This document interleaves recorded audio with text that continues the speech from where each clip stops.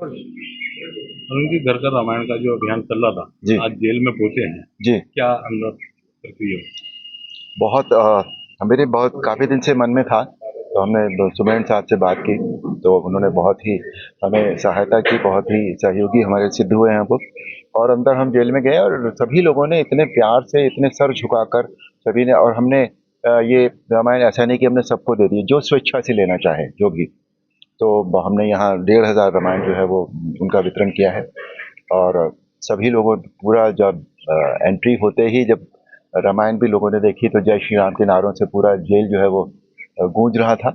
और हमने 4 जगह पर, सुबेन साहब ने इंतज़ाम किया था कि 4 जगह डिफरेंट उस पर हमने रामायण दी है। महिलाओं को भी दी रामायण हमने, और सभी से ये आग्रह भी किया कि इसको ज़रूर पढ़ें, ताकि हमारे जीवन में जो है वो हमें समझ में आए कि जीवन कैसे जिया जाता है।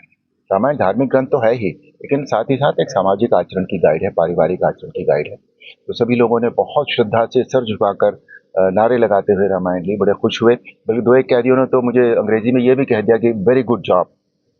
मुझे बहुत अच्छा लगा वो सुनकर।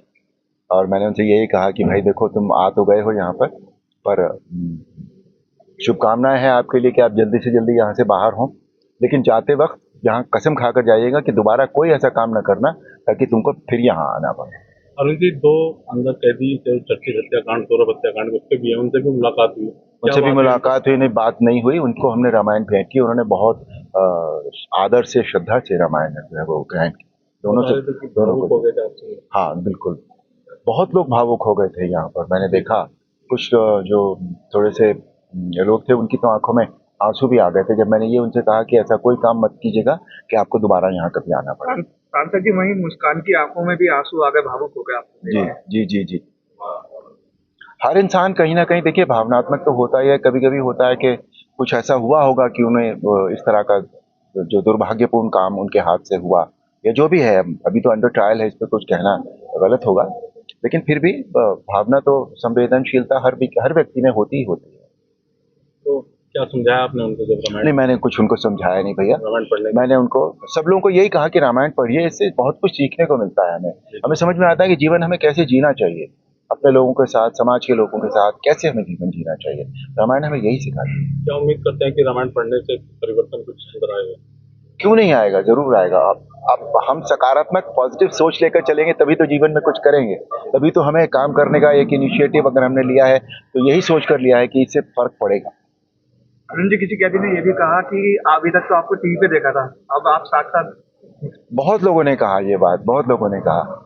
और मुझे देखते ही उन्होंने जय श्री राम के नारे जोर जोर से लगाने शुरू कर दिए थे। वो, उससे भी पता लगता है कि उनकी जो है वो हमारी संस्कृति के प्रति, श्री राम के प्रति कितनी श्रद्धा है उनके मन में। और इसमें ऐसा ही नहीं कि सिर्फ एक ही धर्म के लोग थे, सभी धर्मों के लोग हैं यहाँ पर, और सभी ने रामायण को बहुत आदर से ग्रहण किया। घरों में रामायण बांटते हैं और जेल में क्या अंतर दोनों जगह दिखाई दे रहे हैं? नहीं, घरों में तो अभी हमने उस तरह से, हम घर के अंदर तो हमने रामायण नहीं बांटी है। जैसे गांव में हमने बहुत जगह बांटी है, तो सभी लोग एक जगह इकट्ठे हो जाते हैं, गांव के लोग, फिर हम उनको दे देते हैं। पर जेल का तो अपना अनुभव होता ही होता है। लेकिन मैंने देखा कि बहुत सभी जो जितने भी हमारे अंडर ट्रायल थे यहाँ पर, they were all very well disciplined. मतलब वहां तो, गांव में तो होता है कि लोग थोड़ी धक्का मुक्की भी कर लेते हैं कि आगे घुस के पहले ले लें रामायण, और यहाँ ऐसा नहीं, कि बिल्कुल एकदम लाइन से आ रहे थे। They were very well behave, very well disciplined.